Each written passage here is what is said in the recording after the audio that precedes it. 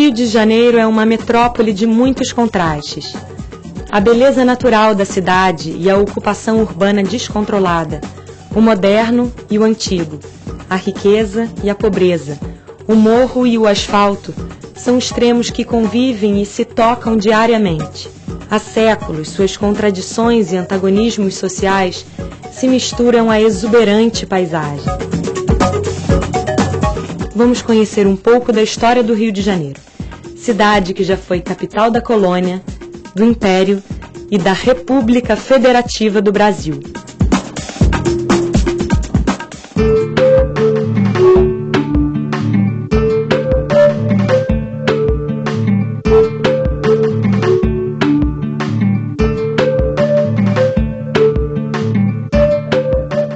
Eu me chamo Amélia Lacombe, eu sou professora, nasci no Rio, na Gávea, e moro aqui desde sempre.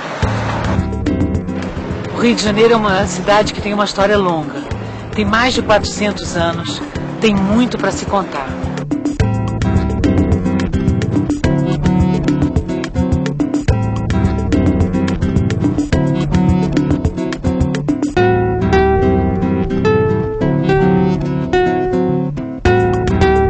Depois de Paris, o Rio de Janeiro é a cidade mais fotografada, desenhada, pintada do mundo. O Rio de Janeiro por quê? Provavelmente por causa dessa abençoada Baía de Guanabara. Acho que o primeiro impacto que esses descobridores, essas primeiras pessoas que chegaram aqui, foi a imensa beleza que ao longo da história e até os nossos dias impressiona o visitante, impressiona quem chega. A história do Rio de Janeiro começa na Baía de Guanabara. Em 1502, chegou por suas águas a primeira expedição enviada pelos portugueses. Pão de Açúcar é a porta de entrada da Baía de Guanabara. É um alisar, é um marco. Nessa época, Portugal se aventurava ao mar em busca de novos mercados e mercadorias. Quando os portugueses aqui aportaram, eles acreditavam ser a Bahia a foz de um rio. Como o mês era janeiro, batizaram o lugar de Rio de Janeiro.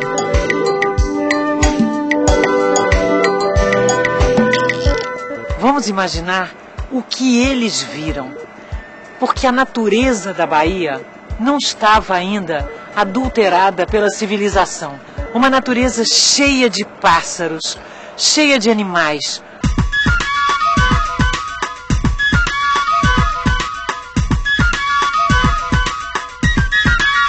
Primeiro alojaram-se os jesuítas com a função de catequizar os nativos. Depois chegaram os colonos interessados na exploração de riquezas naturais e para isso utilizaram a mão de obra indígena. Assim, nosso território foi ocupado e se iniciou a extração do pau-brasil.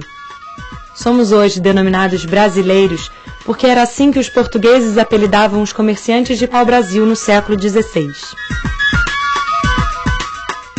O contato entre europeus e indígenas levou ao extermínio as populações nativas da região.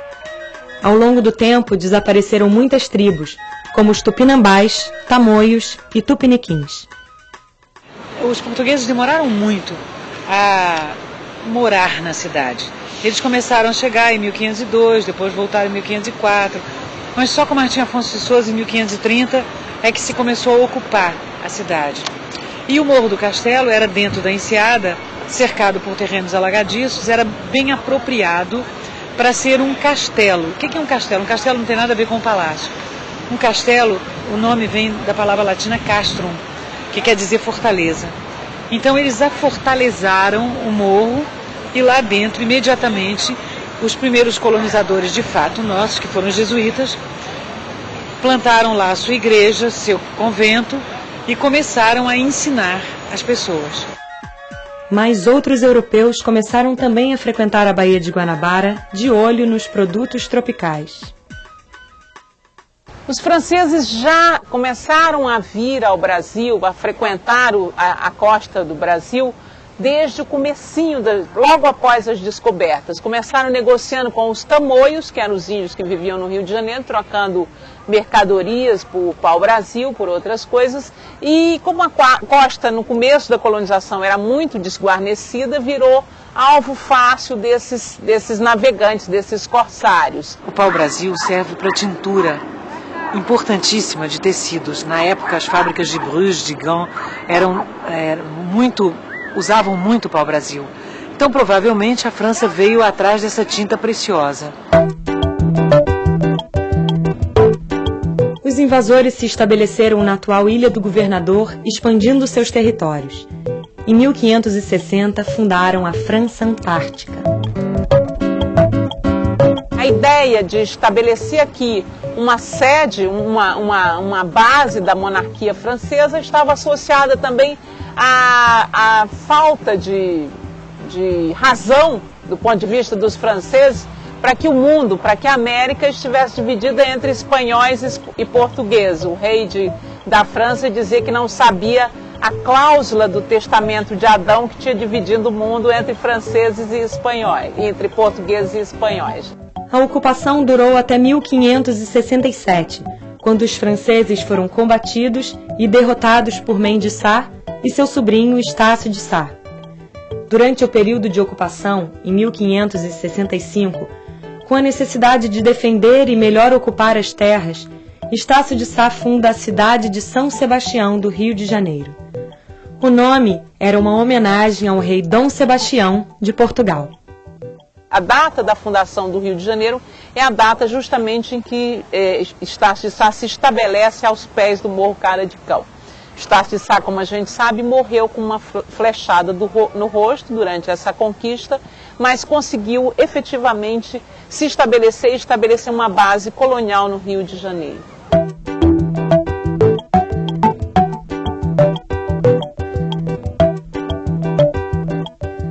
No primeiro momento da colonização, o primeiro investimento foi no estabelecimento de engenhos de açúcar, né? A primeira riqueza do Rio. Acho que até hoje a gente tem aí bairros que lembram esse passado distante, o Engenho Velho, o Engenho Novo, o Realengo, né, Real Engenho, são nomes que remetem a essa primeira base comercial econômica do Rio de Janeiro.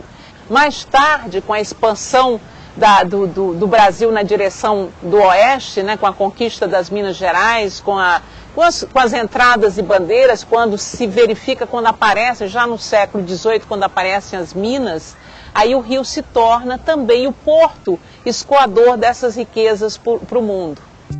Para escoar a extração mineral e receber produtos importados da Europa, abre-se a primeira estrada do país, que ligava Minas Gerais até o porto do Rio de Janeiro. Em 1763, a cidade se tornou a nova capital do Brasil, e Portugal elevou a colônia à condição de vice-reinado, período que vai de 1763 a 1808. O Rio se transformava no principal centro urbano do país. Para se tornar capital, o Rio de Janeiro passou por profundas reformas. E na conquista do espaço urbano, grandes áreas foram aterradas para abertura de ruas e logradouros públicos. Duas construções da segunda metade do século XVIII são símbolos da cidade até hoje. Os Arcos da Lapa, antigo aqueduto da Carioca e responsável pela distribuição de água, e o Paço da Cidade, então sede do novo governo.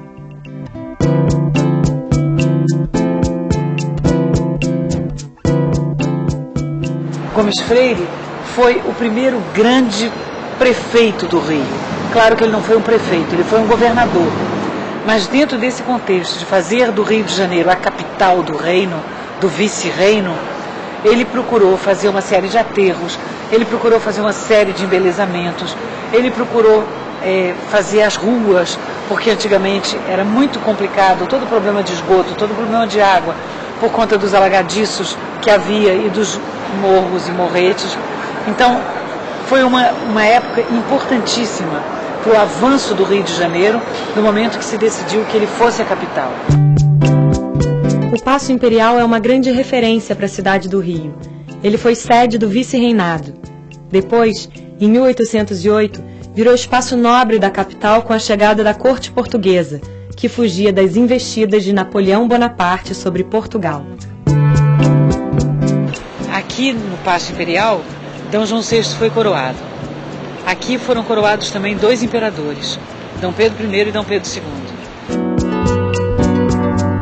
Eu sinto que aqui está o início da minha cidade. Aqui está o início do Rio de Janeiro. O início moderno. Porque o Rio de Janeiro vem, esses séculos XVI, XVII, XVIII, ele vem se amoldando na medida do possível. Mas Portugal não sabia o que era o Brasil.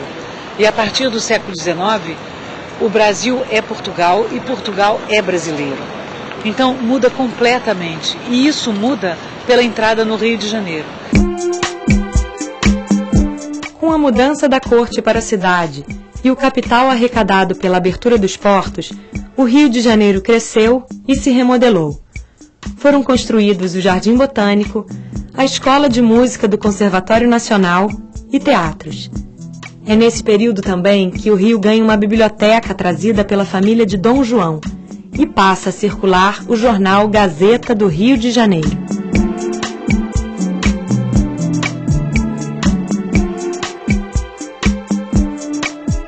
Preciso pensar que numa cidade que, se eu não me engano, tinha em torno de 20 mil habitantes, a chegada de 15 mil novos habitantes com hábitos e com costumes e com suas famílias e com seus objetos, enfim, com seus desejos, alterou de forma completa, total, a vida dessa cidade. A população carioca passou a seguir mais de perto os padrões europeus. Mas, já nessa época, eram marcantes os antagonismos sociais, a pobreza e a exclusão que persistem até hoje. O Rio era uma cidade escravista.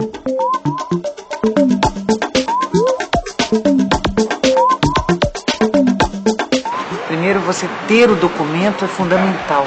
E a Biblioteca Nacional, ela é a mãe dos documentos no Brasil. Cada vez mais cabe incentivar a pesquisa, na medida em que é mais fácil as pessoas que moram aqui descobrirem essa documentação, porque essa documentação não é uma documentação só. Quando a gente fala Biblioteca Nacional, pensa em livro. E a biblioteca dispõe de mapas, ela dispõe de microfilmes de todos os jornais do país, ela dispõe da informação de periódicos. É uma gama tão grande de informação que é preciso que as pessoas venham para conhecer e aí então se intrometam nesses túneis de tempo.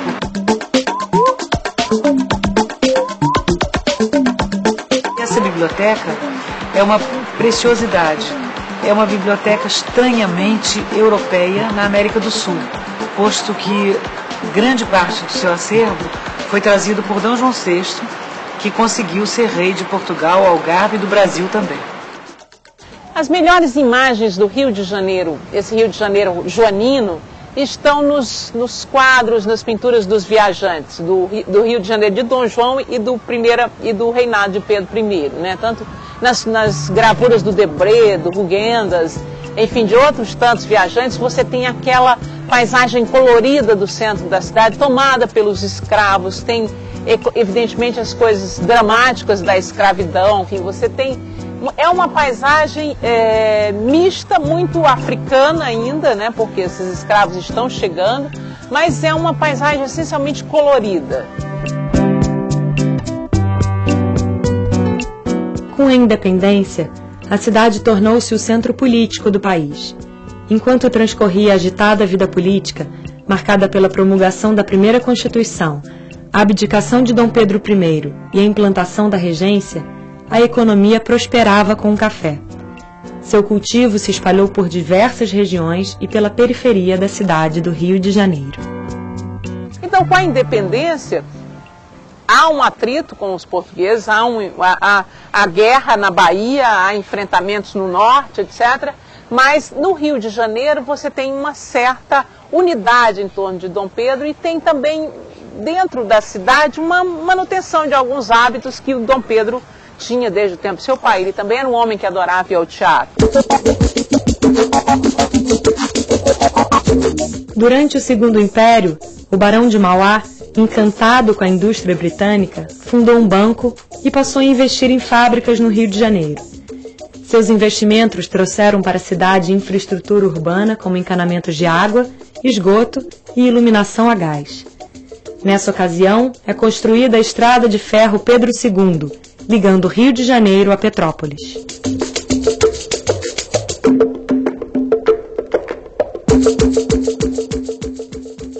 É verdade que o país ainda era um país de escravos, e isso Dom Pedro não conseguiu reverter, apesar das leis que foram sendo votadas, né, a lei do ventre livre, a lei dos sexagenários, enfim.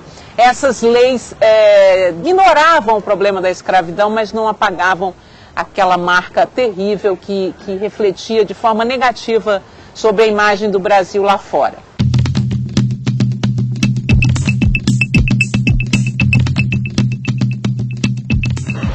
Cada pedra do passo responde por muito do que já passamos.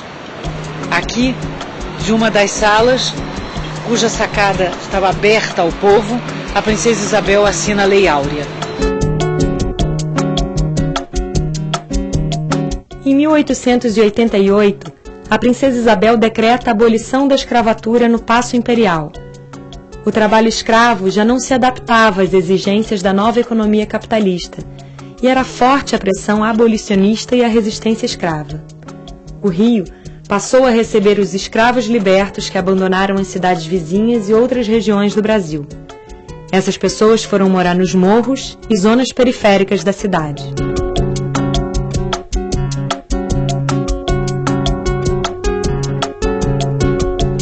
O episódio da abolição reforça e reafirma os ideais republicanos que tomavam conta da vida social do país. Em 1889, é proclamada a República do Brasil.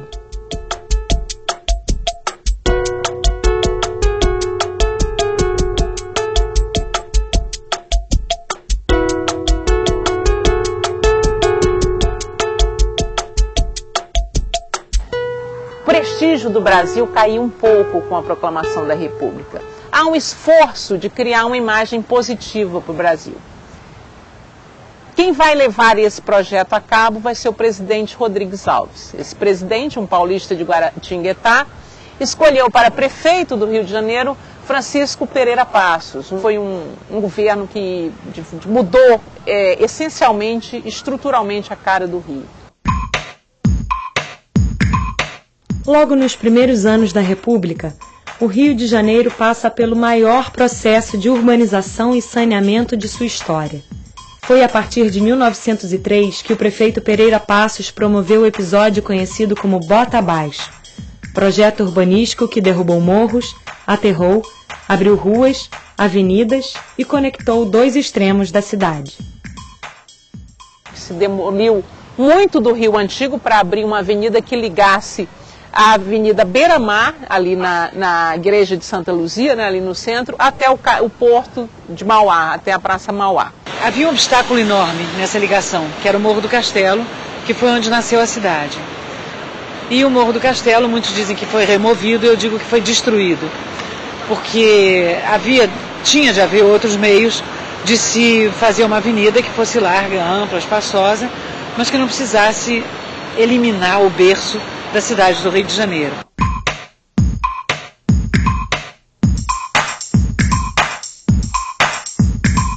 Essa transformação era para dar ao Rio uma cara de uma capital europeia, para fazer o Rio mais atrativo.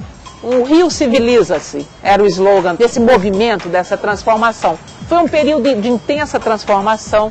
Ao lado dessa transformação física da cidade, houve a campanha da vacina obrigatória do Oswaldo Cruz.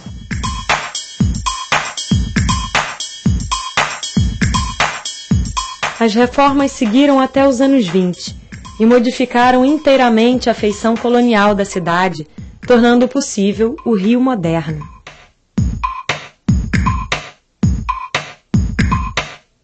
A Avenida Central, ela foi lindíssima na sua época. Ela era muito larga para aqueles tempos. No centro dela, havia canteiros todos plantados de pau-brasil. o que era um símbolo extraordinário. E assim que ela ficou pronta, começam a se levantar os pavilhões do que vai ser a feira para o centenário da independência, 1922. Então a gente tem o municipal, que começou a ser feito logo em 1906, por aí, a Biblioteca Nacional, o Museu de Belas Artes, uma série de edifícios, de edificações que foram feitas nessa comemoração e que ficaram. E o Palácio Monroe, que era logo aqui à direita, na esquina do Passeio Público, que foi eliminado também por causa do metrô. Aqui no fim da Avenida Central há um obelisco em que dizem que quando Getúlio ganhou a guerra dele, ele veio, passou pela Avenida Central e amarrou o cavalo no obelisco aqui do fim. Aqui o mar vinha até aqui. Só que depois, em 1950, houve o aterro e aí já é outra história. Durante os governos de Getúlio Vargas, a cidade cresce sem planejamento. A favelização, iniciada no início do século, se multiplica e agrava.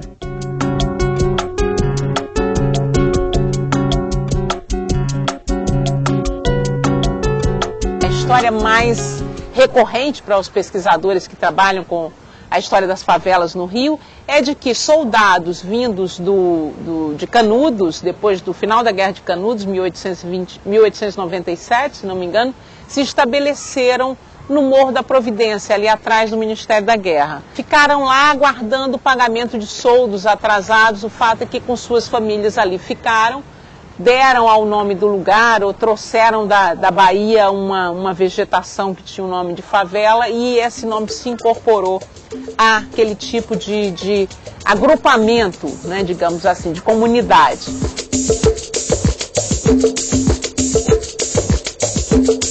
O morro já estava associado, principalmente nas reportagens do João do Rio, a essa coisa do violão, da malandragem, do samba, das religiões populares, né, do candomblé, etc. Então, essa favelização ainda poética, essa ocupação dos morros pela população pobre, ela já começa no século XIX, também por conta da abolição, que deixou na rua muitos escravos, ex-escravos, sem ofício, sem trabalho, sem escola, e que foram se colocar nos lugares onde menos valorizados, ou foram ocupar lugares abandonados, como eram os morros do Rio.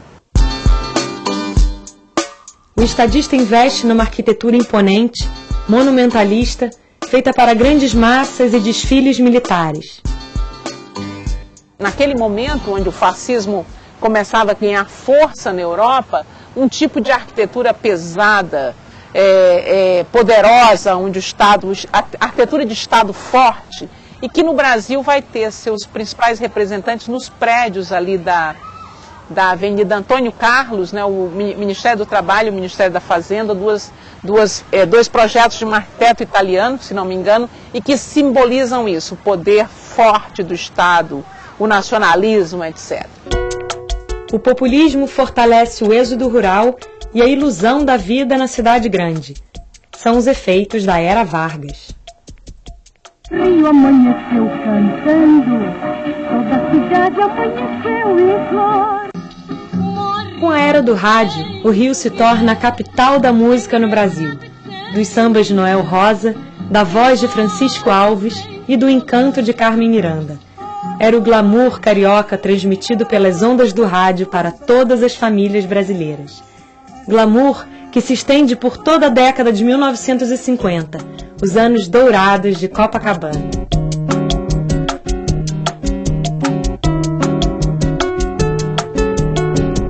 Copacabana Palace estourou seu luxo na cidade do Rio de Janeiro nos anos 50. O desfile de Misses, o desfile da Bangu. Aqui artistas estrangeiros vinham, cantavam na boate, logo em seguida cantavam no teatro para atender a todo tipo de público. Aqui o Copacabana recebia os mais importantes estrangeiros do país. O Rio de Janeiro se afirma então como a capital da glamour, a capital cultural do Brasil.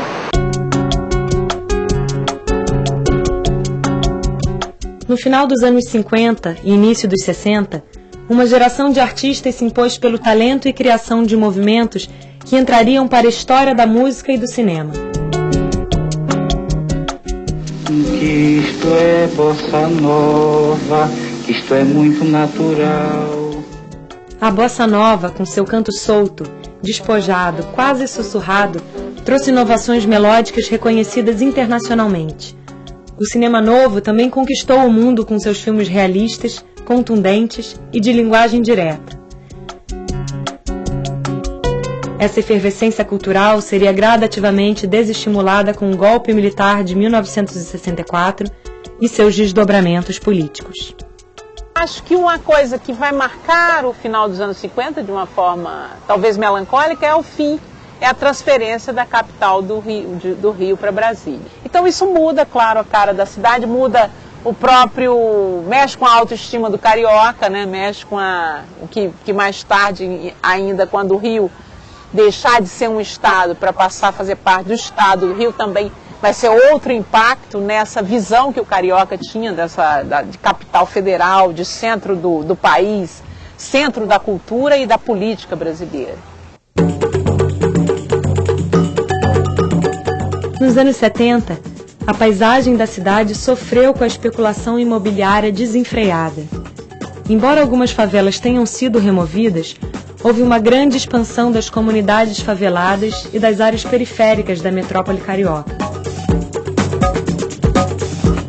O Rio assiste ao crescimento de seus problemas sociais, que marcam a vida da cidade até hoje. No plano político, a cidade se retraiu com a censura e a repressão, que impediam as manifestações populares, inibindo o jeito de ser carioca. Essa atmosfera só foi revertida com a volta das liberdades democráticas no início dos anos 80.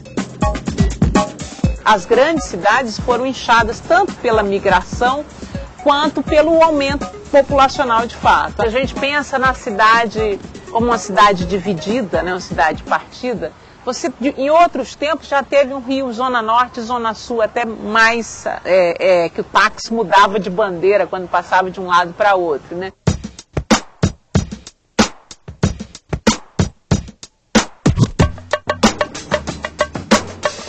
Agora, a maneira como o crime se apoderou dessa população, como a gente saiu daquela malandragem romântica para essa coisa aterrorizante, bárbara que a gente vive hoje, isso só se explica em função do que o mundo está vivendo, como um fenômeno da perda de valores, enfim, os próprios valores de sociabilidade que davam ao carioca esse jeito mais aberto, mais fácil de ser, e que está se perdendo porque se implantou um regime de medo, né? Medo do carioca dele mesmo, medo do cidadão que fica do lado. Mas acho que esse é um fenômeno moderno e aterrador que a gente espera que o Rio um dia se reencontre com ele mesmo, se junte em torno de uma coisa bonita como é o carnaval, como um desfile do Cornão do Bola Preta até hoje, em que você tem a população do subúrbio, a gente da Zona Sul, é todo mundo festejando juntos essa cidade que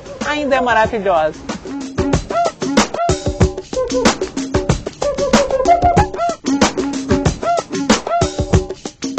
Séculos se passaram. Vista de cima, a paisagem ainda encanta, mas a cidade fotogênica também revela seus contrastes. E mesmo assim, superpovoada e partida, ela reafirma o verso do poeta. O Rio de Janeiro continua lindo.